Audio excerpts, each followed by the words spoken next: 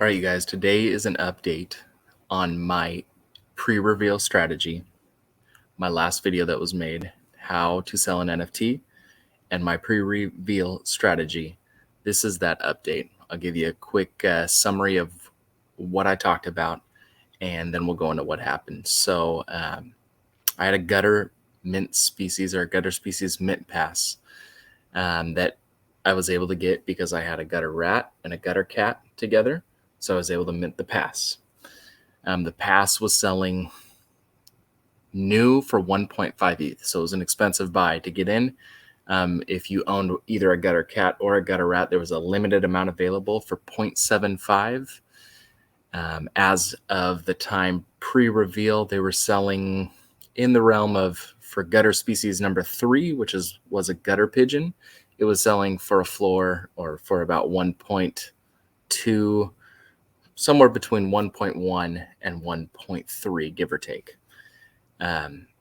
My strategy is to basically, anytime you have something that is leading up to reveal, finding the optimal time to sell, and then if you like the project, buy back in.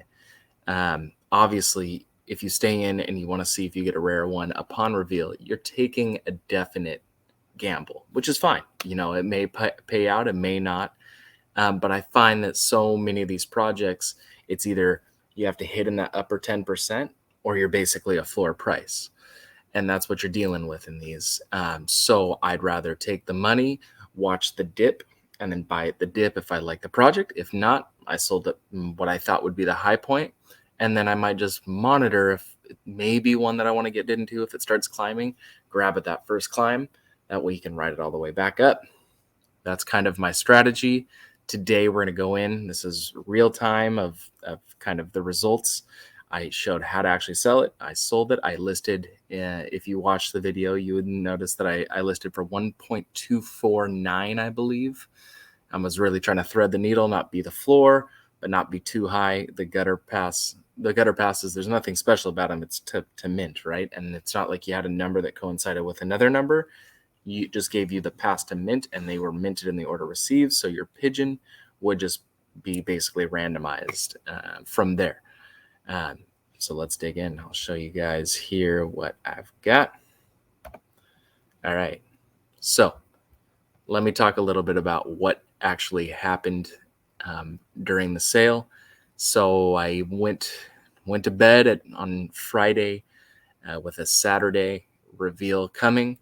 I listed for 1.249.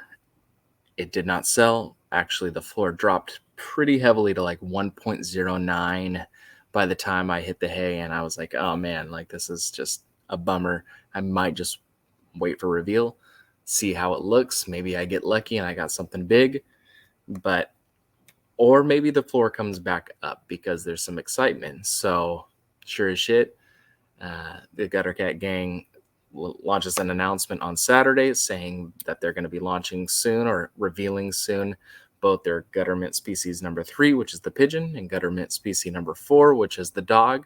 And the dogs were selling for at least a half a ETH, if not more. And so I was just monitoring throughout the morning, watching the prices go. They started hitting that 1.2 mark again, and I was kind of back and forth on what I should do because it was just like 1.15, 1.18, 1.19. Anyway, long story short, really right like 15 minutes before reveal, I had listed, I listed 45 minutes before reveal for 1.239, and 15 minutes before reveal, it sold for 1.239 Ethereum. So that was my take home. If you're looking at the screen now, you can see what gutter pigeons are as we're speaking. So gutter pigeons are a floor price of 0.9. Yes, maybe I would have had a really rare one. It's really hard to say. We can look in the activity here and see what things are actually selling for. And they were 0.9 was almost the instant price. I did see them dip to 0.75 yesterday, though, later in the day. But you see here 40 sold on the first, 172 on the second, even less 20 here on the 3rd. Doesn't seem like things are moving a bit. You do have a little bit more rare ones, it looks like, selling for a little higher. Not a lot of floors moving, but again, you're just always running the risk with these one-of-one PFPs.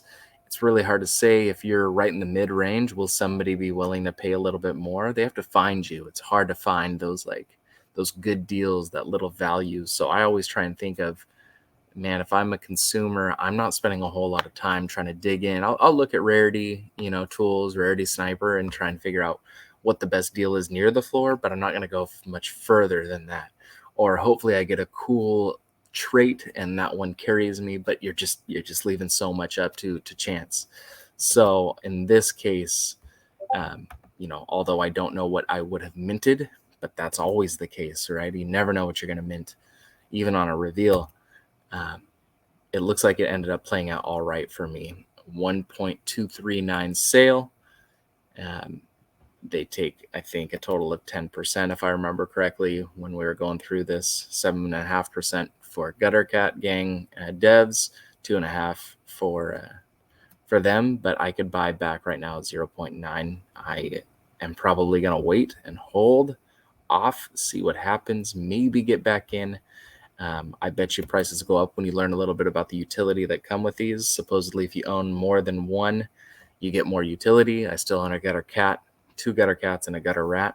So there might be something here. But at the end of the day, I have that opportunity. I at least banked, if I bought right now about 0.3 ETH, that's a good day's work right there.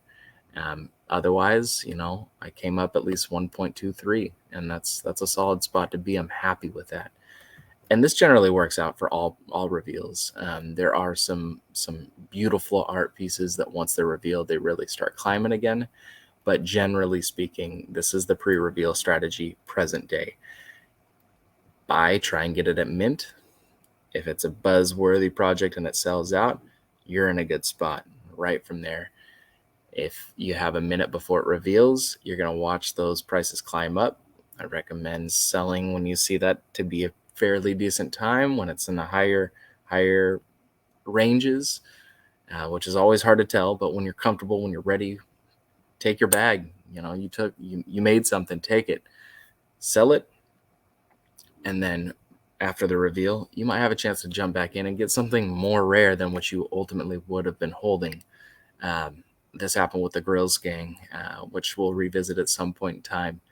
You just have the opportunity to get something for